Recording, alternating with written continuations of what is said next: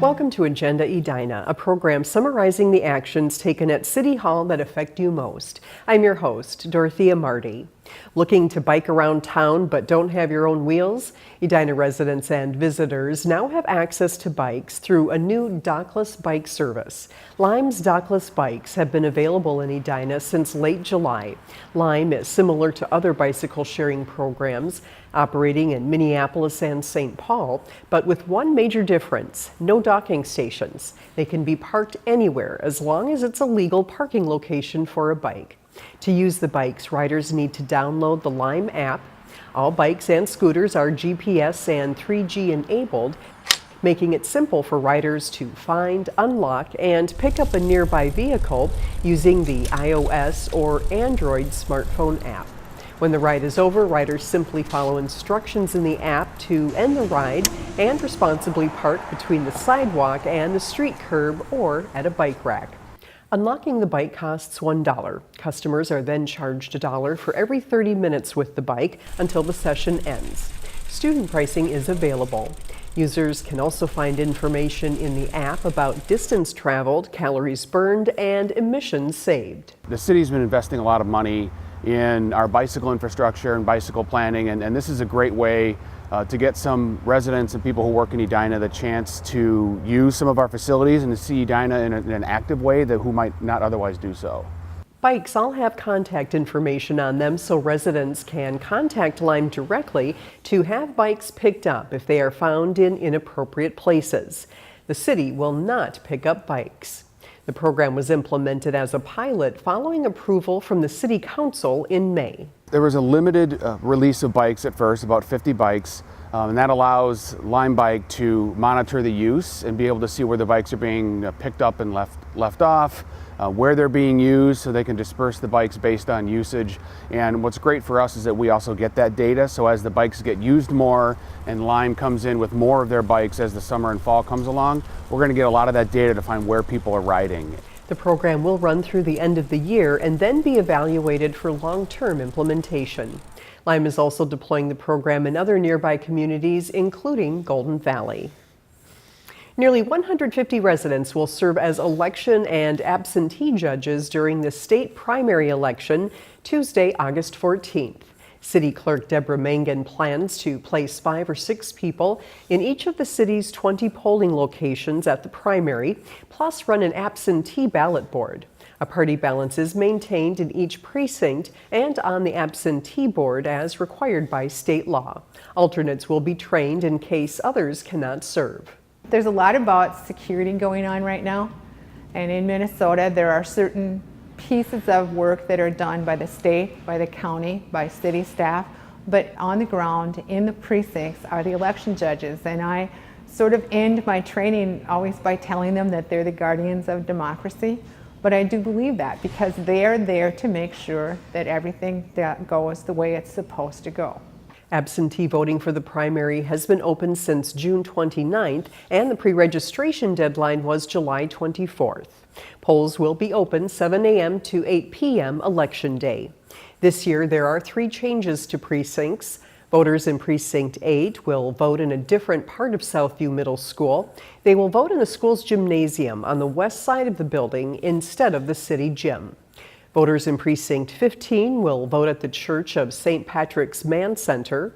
And voters in Precinct 16 should enter Cornelia Elementary School from the southwest corner and proceed to the new gymnasium.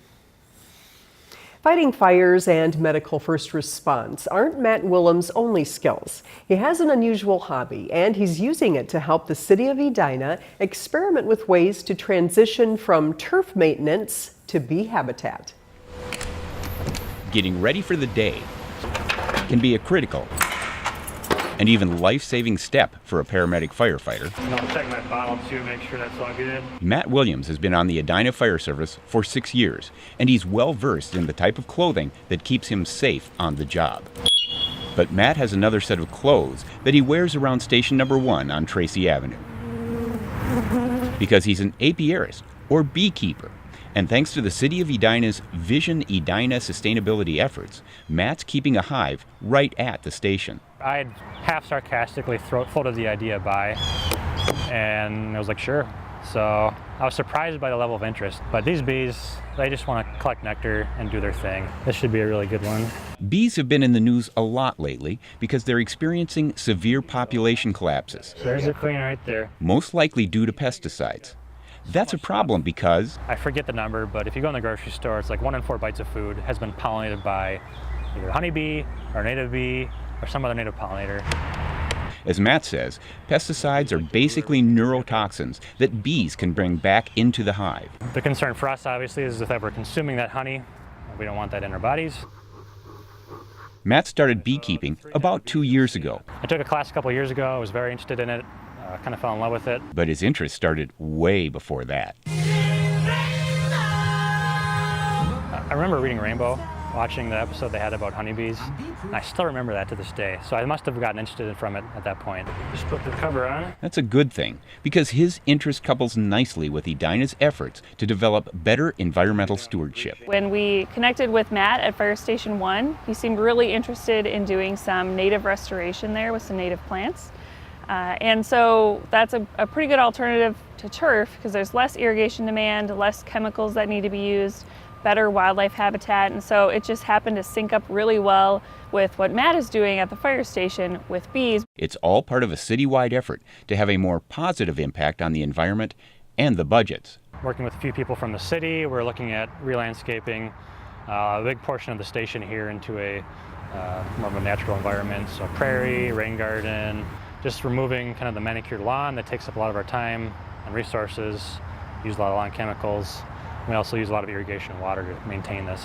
So if we can switch that over to a more native landscape, it helps the bees, it reduces our overhead, and it's just kind of better for the environment. And there's really not a lot of effort to maintaining the hive, just a quick check of it every 2 weeks or so, but the benefits are enormous. And I'm sure gardeners in the area will notice a increased bloom and fruiting of their gardens because they do such a great job. And his coworkers get a benefit as well. I'll be paying yard rent is what they call it. In this case, I'll be providing the station honey. But Matt probably gets the best benefit of all. I'm such a bee dork. I'll just sit by the hive just a few feet away and just watch them bring in pollen. You'll see the guard bees climbing over the foragers coming in, making sure they're okay. It's fascinating. I love it. Part of the 2014 Vision Edina process, this project seeks to be both environmentally and fiscally responsible, as maintaining lawns can be very time and materially expensive. For more information on all of the City of Edina's sustainability programs, visit edinamn.gov/sustainability. Thank you for watching this episode of Agenda Edina. I'm your host, Dorothea Marty.